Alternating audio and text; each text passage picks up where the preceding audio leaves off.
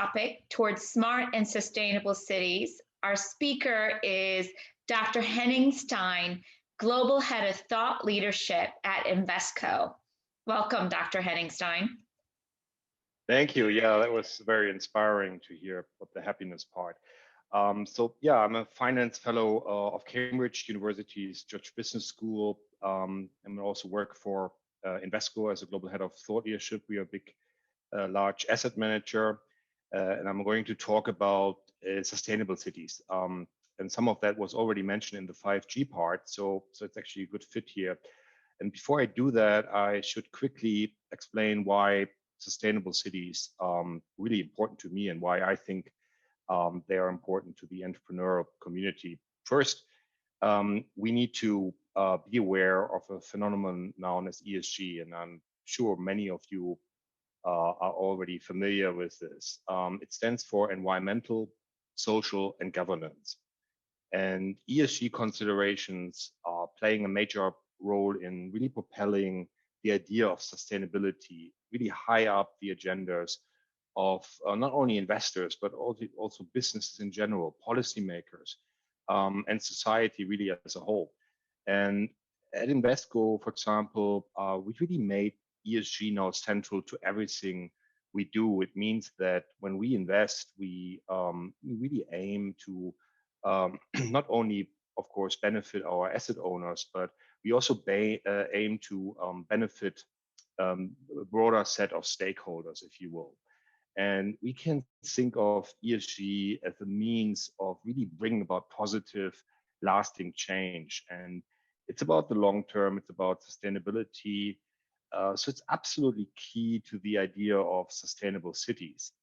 And second, both through Invesco and my work with Cambridge, I come in contact with many entrepreneurs. And one reason why that's great for me, it's really I'm fascinated by these transformative ideas of innovation and disruption that we just heard in the keynote at the beginning. So I believe entrepreneurship really increasingly is about innovation disruption to deliver that kind of positive, lasting change.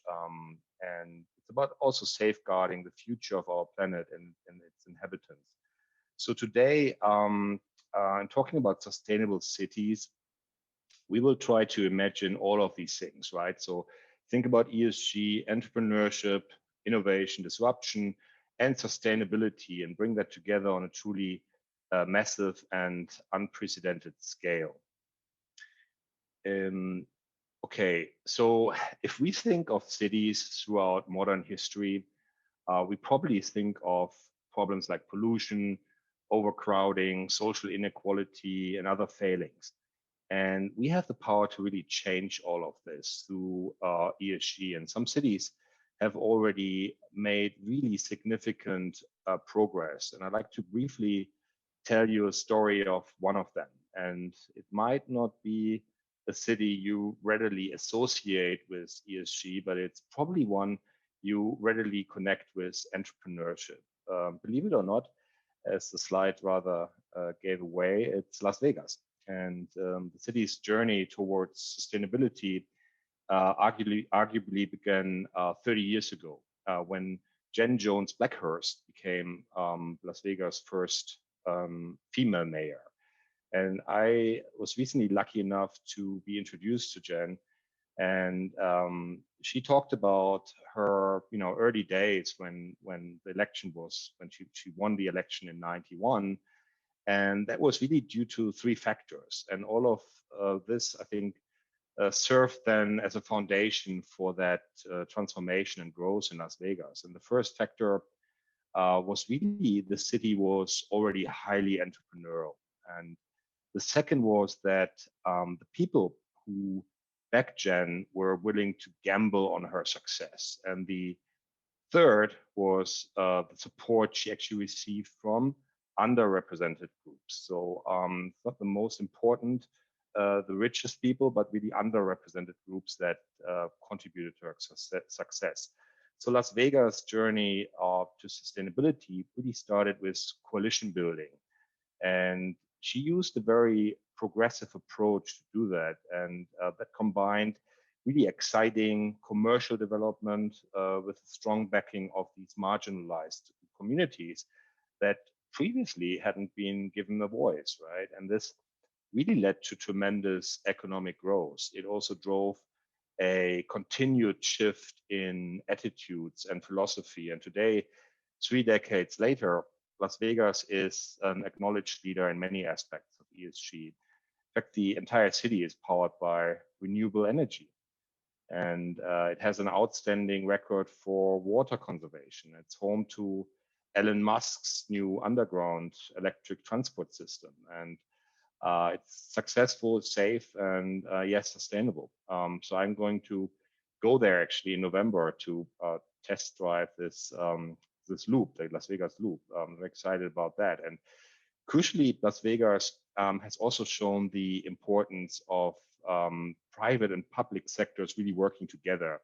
And this is vital because our cities, as we know them today, they really suffer from systemic problems, which means they need also systemic solutions. Um, so what's the biggest of these systemic problems? For most people, it's really the E of ESG, the environment, and in particular, the issues around greenhouse gas emissions and air pollution. And if you look at the research, it suggests that our world's buildings produce up to 40% of CO2 emissions globally. And that's a huge barrier to really achieving net zero future that we set out in the Paris Agreement on climate change. So air pollution is also the world's largest environmental health risk. It's responsible for about 7 million deaths a year. And in addition, if you look at buildings account for 60% of all electricity usage, so 40% of all energy usage and 25% of all water usage. That's a lot. And that also means we have here a means of changing that, which is the positive side. So they're central to really creating some of the biggest problems facing our planet. And they also make us, addressing those same problems. And one key challenge here is that what's known as what we call embedded carbon, and this is a term used to describe really the emissions from construction and demolition work. That's very often underestimated, has a huge impact on the overall emissions. So embedded carbon means we often have to really work with what we already have rather than with a blank canvas. In effect, we have to strive for sustainability without actually being able to then wipe the slate clean, like in modern cities that are just created. We often deal with very, very old towns and cities that we need to retrofit, if you will. We also have to realize it's not enough for buildings just to mitigate the effects of climate change and other environmental issues. They really need to adapt, which means actually they need to adopt new ideas. And so we have to find really effective ways of developing real estate resilience and enable that transition from brown to green. And that could simply mean, planting more trees or using smart water management. It could also mean factoring in what we call urban heat island effects, right? And taking steps to then build biodiversity. And all this should shape how we view real estate. We can view it both as a source of global risk and a source of long-term benefits for really multiple stakeholders. We mustn't forget the S and the G of ESG either. So sustainable cities should give rise to widespread social gains, and they should also be underpinned by good governance. So when Invesco invests in real estate, for example, we engage with the property manager, the landlords on a wide range of sustainability issues. We encourage sustainable practices among tenants, among communities. We also support initiatives around diversity and inclusion, and we demand transparent disclosure around strategy and performance. So in other words, we don't view real estate purely in terms of bricks and mortar, right? We view it really as a mechanism for respecting, for protecting, and enhancing really wider prosperity. We see buildings for what they are. They're really places where people live and work. We recognize their role in also defining quality of life. And we treat them really as vehicles for improved health, for social cohesion. And we have proof that this works. So one far-reaching benefit of this kind of approach is better well-being.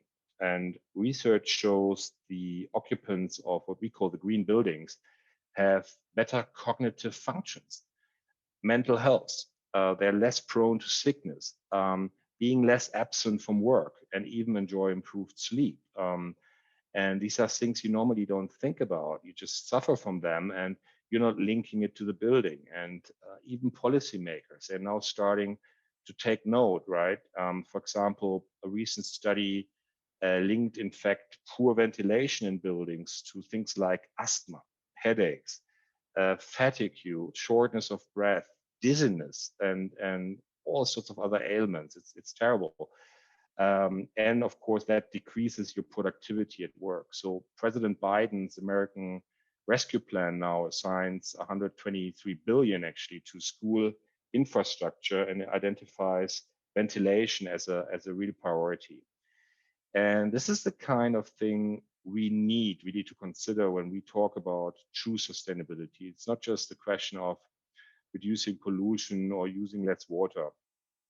It's really a very complex, multifaceted challenge. And so a key lesson is that sustainable cities, they have to be shaped by many factors, and that includes a lot of data, meaningful stakeholder engagement, and a genuinely forward-looking mindset. And these three factors should help us really avoid the short-term measures we see all over the place still.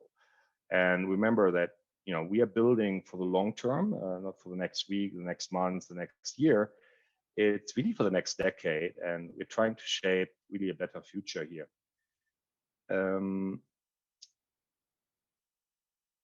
One area where entrepreneur thinking is likely to make an enormous contribution to sustainable cities is what we call smart technology, and we heard about a little bit about that already.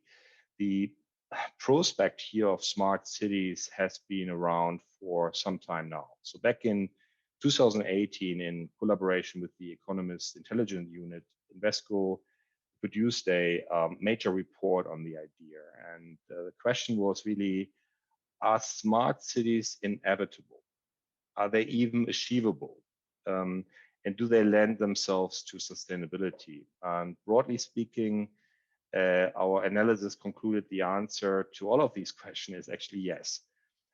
So smart cities will rely on hyperconnectivity, that's 5G technology, that's already capable of achieving this. And whatever follows will only intensify this amazing degree of integration. And the rise in remote working we saw now during COVID-19, that has actually accelerated this shift. We all recognize, our home, our working lives, they're becoming less compartmentalized, if you will. And we want more efficiency here, better service provision, increased access, improved infrastructure. And there are really still significant barriers to smart cities, of course. And just as there are, to sustainable cities in general. And they include actually the legacy infrastructure, the lack of public investment we still see. And, I mentioned Las Vegas, cities like Las Vegas, they are already showing that this can be done. And the people really overseeing this successful transformation, they say the key lies in no small part in actually embracing the process and systematically achieving the goals. So really thinking about this strategically rather than, in a patchwork way. And it's also worth noting that some estimates suggest half the technology needed to build smart cities hasn't even been invented yet. So the this really presents extraordinary opportunities for entrepreneurs. And ultimately, what we have here is a chance to really create forward-looking, highly connected communities that are equipped for the new normals now emerging at pace. And we can utilize really the state-of-the-art tech while also encouraging sustainability and improving quality of life. And this really represents a very powerful idea. I recently shared an expert panel discussion on sustainable cities, and this was part of an Invesco event on ESG. And the discussion brought together political figures, we had campaigners, we had real estate investors, and we ended by really considering which qualities might define a truly sustainable city. And I think two in particular sum up what we should be all aiming for. The first is what we might call lifestyle changes. So sustainable cities are said to become really ultimate reflection of this positive, this lasting changes in how we all live our lives. And there are several ways of bringing about these changes. For example, we are likely to see the phasing out and really eventual banning, I hope, of major sources of greenhouse gas emissions and pollutions. And that includes petrol engine cars, right?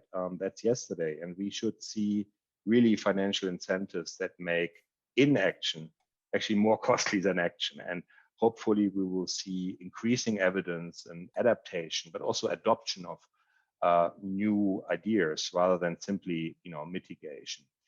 The second quality is likely to define a truly sustainable city, and that, like Las Vegas, it should be really successful and actually safe for future generations. And to achieve this, we need to think, I think, very holistically about this. We need to recognize people are no longer just looking for a roof over their head. They're actually looking for a home, a hub, a place where they can truly thrive in every way. And look at the place-making initiatives in cities like Copenhagen to get an idea of what this means. So people don't want, concrete jungles. They don't want something out of a sci-fi movie, but they want really balanced, multifunctional, thoughtful spaces that appeal to a wide variety of individuals and communities. And sure, they also want cutting edge tech. They want state-of-the-art infrastructure. They want all that hyperconnectivity we heard about earlier. But they also want humanity and quality of life. And that's why I think the challenge of building sustainable cities has so many dimensions, and it brings together, multiple aspects of ESG, even though it's tempting just to think mainly about the environmental considerations. It really demands a vision, long-term thinking, patience, and it requires collaborations among a variety of stakeholders. Let's round off by really quickly revisiting where entrepreneurs fit into this picture and why. I believe the most powerful entrepreneurship today is aligned with ESG. It's ESG that's increasingly defining our collective future, and I think rightly so. And any business that doesn't get it, doesn't accept that, isn't going to be around for long. And I also believe the most powerful entrepreneurship today is strongly focusing on innovation and disruption, especially in the light of COVID-19. We are in the midst of one of the most exciting, innovative, disruptive periods actually in human history, if you think about that. We have already seen huge changes, and I think more is on the way. There has never been so much in terms of financial and social pressure to really bring about dramatic, far-reaching transformation. And for the sake, of the planet and us as the inhabitants, I think we need to make sure this is a transformation that's positive and lasting, and everyone has a part to play in achieving this goal. So policymakers, in particular, have to provide direction. They need to have impetus. And we are seeing more evidence now of this, especially in the US and the EU. And investors have to allocate, of course, funds to fund this better future. And focusing on ESG, they need to keep driving the shift from shareholder capitalism to stakeholder capitalism. And entrepreneurs have to use their vision, their skills to then come up with ESG aware ideas that deserve really to be taken forward, not least with the backing of the investment community. And I'd like to thank you really for taking the time to join me today. I hope you found that interesting. Speaking as someone who works for a global asset manager, one thing I would like to re-emphasize really before signing off is that investment thinking is now firmly set on the course I just discussed. Clear message here for entrepreneurs, at least if they want to support, they want the support of the investment community, is to think about how best to contribute to a better future for everyone. And I also here included my email address, so please feel free to drop me a line if you have any questions or ideas. And thanks again for tuning in. Thanks also to leading entrepreneurs of the world. Thank you so much, Dr. Stein. There's so much to think about in terms of what's going on in the world.